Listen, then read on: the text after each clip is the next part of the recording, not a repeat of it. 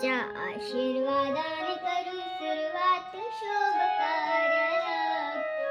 अशी चिक मोत्याची माळ होती ग दिस तोळ्याची ग. चिक मोत्याची माळ होती ग दिस तोळ्याची ग.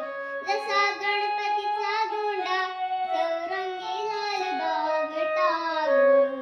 गणपतीचा गोंडा चौरंगी लाल बावटा ग. अशी चिक